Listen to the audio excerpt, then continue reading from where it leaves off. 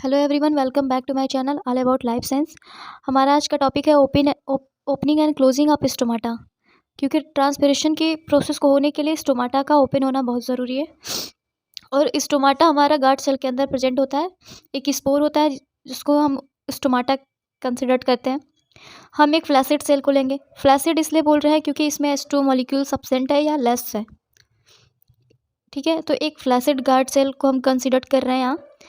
तो अगर ये फ्लैसिड गार्ड सेल है, बट इसमें ओपी जो है ऑस्मोटिक प्रेशर प्रेजेंट है, सॉल्यूट प्रेजेंट है। अगर सॉल्यूट इसमें इंक्रीज होगा तो जाहिर सी बात है ऑस्मोटिक प्रेशर इंक्रीज होगा। ऑस्मोटिक प्रेशर इंक्रीज होगा तो डीपीडी इंक्रीज होगा, और डिफिशियंसी की वजह से इसमें वाटर मॉलिक्यूल्स एंटर करेंगे, और due to entry of water stomata open हो जाएगा। गार्ड सेल जो फ्लैसिड था वो गार्ड सेल टर्जिड हो जाएगा, और जब टर्जिड होगा तो स्टोमाटा ओपन हो रहा है। ठीक है, एक बार और आप इसको ध्यान से सुने कि ये एक फ्लैसिड गार्ड सेल है क्योंकि इसमें वाटर मॉलिक्यूल्स नहीं है, या एब्सेंट है या लेस है, बट इसमें ऑस्मोटिक प्रेशर प्रेजेंट है, सॉल्यूट मॉलिक्यूल्स प्रेजेंट हैं। तो अगर सॉल्यूट को हम इंक्रीज़ करेंगे तो ऑस्मोटिक प्रेशर इंक्रीज होगा। जाहिर सी बात है ऑस्मोटिक प्रेशर इंक्रीज होगा तो यहाँ डीपीडी इंक्रीज होगा। देन डीपीडी इंक्रीज होगा तो एंट्री ऑफ वाटर होगी इसमें, तो नियर बाई सेल से वाटर की एंट्री होगी गार्ड सेल में।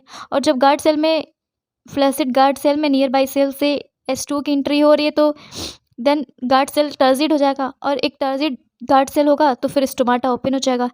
तो इसी को बस समझना है कि किसके थ्रू यहाँ ऑस्मोटिक प्रेशर बढ़ रहा है, डीपीडी बढ़ रहा है, गार्ड वाटर की एंट्री हो रही है। तो इसके बेस पे 3 थ्योरी दी गई है, वन बाई वन करके हम इसको पढ़ेंगे। पहली थ्योरी है स्टार्च शुगर कन्वर्जन थ्योरी। तो स्टार्च शुगर कन्वर्जन थ्योरी में ये हो रहा है कि डे टाइम में पीएच इंक्रीज हो रहा है, तो देन पीएच जब इंक्रीज हो रहा है तो स्टार्च का हाइड्रोलिसिस हो रहा है। स्टार्च के हाइड्रोलिसिस से ग्लूकोज 1-फॉस्फेट, या हम ग्लूकोज भी बोल सकते हैं, ग्लूकोज बन रहा है। तो ग्लूकोज जो है ऑस्मोटिक प्रेशर को इंक्रीज कर रहा है।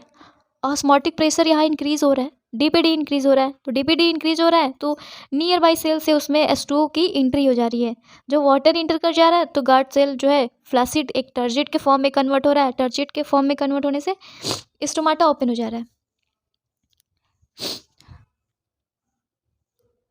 इसमें क्या हो रहा था कि पीएच इंक्रीज हो रहा था, स्टार्च का हाइड्रोलिसिस हो रहा था जिससे ग्लूकोज या ग्लूकोज 1-फॉस्फेट बन रहा है, और ग्लूकोज 1 या ग्लूकोज 1-फॉस्फेट जो है उसके सॉल्यूट को इंक्रीज कर रहे हैं, सॉल्यूट बन रहा है, ओपी को इंक्रीज कर रहे हैं, ऑस्मोटिक प्रेशर को इंक्रीज कर रहे हैं। सॉरी गाइस, आज तबीयत ठीक नहीं, इस वजह से थोड़ा दिक्कत हो रहा है वीडियो बनाने में, बट आप इसको इग्नोर करें और आप इस पर ध्यान दें। ओपी ऑस्मोटिक प्रेशर इंक्रीज हो रहा है जिसकी वजह से डीपीडी इंक्रीज हो रहा है, डीपीडी की इंक्रीज हो रहा है तो वाटर मॉलिक्यूल्स की एंट्री हो जा रही है, जिसकी वजह से एक फ्लैसिड गार्ड सेल टर्जिड हो जा रहा है और स्टोमाटा ओपन हो जा रहा है। बट डार्क टाइम में ये होगा कि जो पीएच है वो डिक्रीज कर जाएगा। तो यही प्रोसेस जो स्टार्च से ग्लूकोज का फॉर्मेशन हो रहा था यही उल्टा हो जाएगा, ग्लूकोज से स्टार्च का फॉर्मेशन होने लगेगा, जिससे यहाँ ऑस्मोटिक प्रेशर जो है डिक्रीज कर जाएगा। ऑस्मोटिक प्रेशर डिक्रीज कर जाएगा जिससे गार्ड सेल अप का जो वाटर है वो लूज हो जाएगा और वो become flaccid and stomata close. Day time में पीएच इंक्रीज कर रहा था तो स्टार्च से ग्लूकोज का फॉर्मेशन हो रहा था, और फिर ओपी इंक्रीज कर रहा था, देन डीपीडी इंक्रीज हो रही थी और वाटर इंटर कर जा रहा था और स्टोमाटा ओपन हो जा रहा था। बट वही नाइट टाइम या डार्क टाइम में ग्लूकोज से स्टार्च बन रहा है, स्टार्च से ऑस्मोटिक प्रेशर डिक्रीज कर रहा है, डीपीडी ऑस्मोटिक प्रेशर डिक्रीज कर रहा है तो गार्ड सेल अपना वाटर लूज कर दे रहा है और एक फ्लैसिड में कन्वर्ट हो जा रहा है, जिससे स्टोमाटा क्लोज हो जा रहा है। तो इसे स्टोमाटा क्लोजिंग और इसे स्टोमाटा ओपनिंग बोलेंगे। बट स्टार्च से शुगर का कन्वर्जन थ्योरी को रिजेक्ट कर दिया गया क्योंकि कुछ प्लांट के कुछ सेल में ऐसा नहीं देखा गया। सेकंड थ्योरी दी गई है सिंथेसिस ऑफ ऑर्गेनिक कंपाउंड, जिसमें ऑर्गेनिक कंपाउंड बन रहा था और उसकी वजह से स्टोमाटा ओपन एंड क्लोज का प्रोसेस था। आइए इसको पढ़ते हैं। डे टाइम में ड्यू टू फोटोसिंथेसिस होगा, लाइट प्रेजेंट होगा जिसके वजह से फोटोसिंथेसिस हो रहा है डे टाइम में। तो उसमें क्या हो रहा है कि ये CO2 और वाटर मॉलिक्यूल से एक ऑर्गेनिक एसिड बना रहा है। ऑर्गेनिक एसिड जैसे मैलिक एसिड है, ऑक्सैलो एसिड है, एस्पार्टिक एसिड है, तो ये तीनों ऑर्गेनिक एसिड है। तो CO2 और H2O से ऑर्गेनिक एसिड का फॉर्मेशन हो रहा है, तो ये क्या कर रहा है, ये हेल्प करता है ओपी जो ऑस्मोटिक प्रेशर है उसको इंक्रीज़ करने में, जिसके थ्रू ऑस्मोटिक प्रेशर इंक्रीज़ हो रहा है, डीपीडी इंक्रीज़ हो रहा है। और डीपीडी इंक्रीज़ होगा तो जाहिर सी बात है H2O इंटर कर जाएगा गार्ड सेल में, और गार्ड सेल एक टर्जिड गार्ड सेल में कन्वर्ट होगा, जिससे स्टोमाटा ओपन हो जाएगा। तो इसको स्टोमाटा ओपनिंग यहाँ हो जा रही है। बट डार्क टाइम या नाइट टाइम में क्या होता है कि फोटोसिंथेसिस का प्रोसेस नहीं होता है, जिसकी वजह से कोई ऑर्गेनिक एसिड का एक्यूमुलेशन नहीं होता है, तो ऑस्मोटिक प्रेशर जाहिर सी बात है अपने आप डिक्रीज़ कर जाएगा और स्टोमाटा क्लोज हो जाएगा। बट ये थ्योरी भी सफिशेंट नहीं था। इस थ्योरी से भी कुछ नहीं हुआ कि भाई बहुत सारे प्लांट में देखा गया कि ऑर्गेनिक एसिड इतना सफिशिएंट मात्रा में वो नहीं बन रहा है जिससे कि ऑस्मोटिक प्रेशर को इंक्रीज़ करे।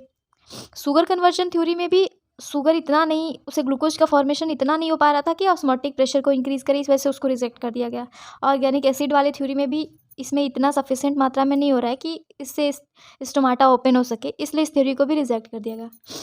थर्ड थ्योरी है ATP derivative K+ and H+ exchange pump.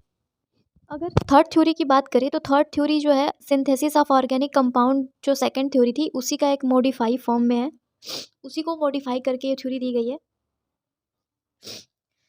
अगर हम एक गार्ड सेल ले रहे हैं जिसको फ्लैसिड कंसिडर कर रहे हैं, तो इस थ्योरी में ये हो रहा है कि वो नियर बाई सेल से H2O को लेगा, ठीक है, जो कि सब में guard cell near by cell से H2O मॉलिक्यूल्स को ले रहा था। बट एक जिसको H+ और K+ पंप भी बोलते हैं, तो इसमें क्या होता है कि जब हम ऑर्गेनिक एसिड यहाँ बन रहे हैं, ऊपर सेकंड वाली थ्योरी में देखें ऑर्गेनिक एसिड का फॉर्मेशन हो रहा है CO2 और प्लस वाटर मॉलिक्यूल से। तो जब ऑर्गेनिक एसिड बन रहा है, ऑर्गेनिक एसिड में हम मैलिक एसिड को लेंगे, मैलिक एसिड में मैलिक एसिड को लेंगे तो मैलिक एसिड ब्रेक डाउन हो जाएगा मैलेट में और K+ में, मैलेट माइनस और H+ में, ठीक है। H+ RCO माइनस होता है, तो यहाँ नेगेटिव और पॉजिटिव में ब्रेक डाउन हो रहा है, तो H+ जो है उसके नियर बाई सेल में जाएगा। जितने भी यहाँ H+ हैं वो नियर बाई सेल में वापस जाएंगे और वो K+ में कन्वर्ट होके वापस गार्ड सेल में इंटर करेंगे, तो जिससे बिल्डअप होगा K+ का, और जितने भी K+ H+ यहाँ बन रहे हैं वो दोबारा नियर बाई सेल एपिडर्मिस में जा रहे हैं और K+ के फॉर्म में कन्वर्ट हो रहे हैं, तो इसमें K+ का बिल्डअप हो रहा है, ठीक है। बट यहाँ K+ को भी मैनेज मेंटेन करने के लिए एक यहाँ Cl- का सिक्रेशन होता है जिसको काउंटर आयन बोलते हैं। Cl- को हम काउंटर आयन बोलते हैं, ठीक है। तो इससे क्या होता है कि जितने भी K+ आयन प्रेजेंट हैं जिनका बिल्डअप हो रहा है, तो उससे OP जो है ऑस्मोटिक प्रेशर है वो इंक्रीज़ कर जा रहा है। K+ आयन की बिल्डअप से ऑस्मोटिक प्रेशर इंक्रीज़ कर जा रहा है, और ऑस्मोटिक प्रेशर इंक्रीज़ कर रहा है तो डीपीडी इंक्रीज़ कर रहा है, डीपीडी इंक्रीज़ कर रहा है तो वाटर इंटर कर रहा है, और वाटर इंटर कर रहा है गार्ड सेल में तो स्टोमाटा ओपन हो जा रहा है, ठीक है। यहाँ ये तो रहा है स्टोमाटा ओपनिंग का प्रोसेस।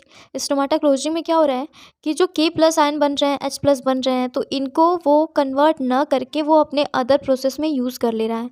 Cl का कन्वर्जन नहीं हो रहा है, K+ को और H+ को वो अपने अदर एक्टिविटी में यूज़ कर ले रहा है, जिसकी वजह से सॉल्यूट के मॉलिक्यूल्स नहीं बढ़ रहे हैं, तो ऑस्मोटिक प्रेशर नहीं इंक्रीज़ कर रहा है, जैसे डीपीडी इंक्रीज़ नहीं कर रही है, तो वाटर मॉलिक्यूल्स इंटर नहीं कर रहे हैं, और जो वाटर मॉलिक्यूल्स इंटर नहीं कर रहे हैं तो वो वाटर लूज़ करके फ्लैसिड हो जा रहा है, तो स्टोमाटा क्लोज हो जा रहा है।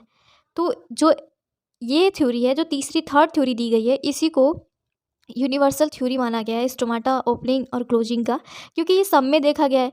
ऑर्गेनिक एसिड जो मैलिक एसिड है जिससे उनका conversion H+ K+ exchange pump theory, तो इसको यूनिवर्सल माना गया क्योंकि सब प्लांट में ये थ्योरी देखी गई है। तो बाकी की जो दो थ्योरी थी उसको रिजेक्ट कर दिया गया है, यही थ्योरी बेस्ट माना गया कि हाँ ये थ्योरी सही है। तो फिर आई होप आपको ये समझ में आया हो। अगर आपको ये समझ में आया हो तो प्लीज़ आप वीडियो को लाइक कर दें, चैनल को सब्सक्राइब कर दें। Thank you.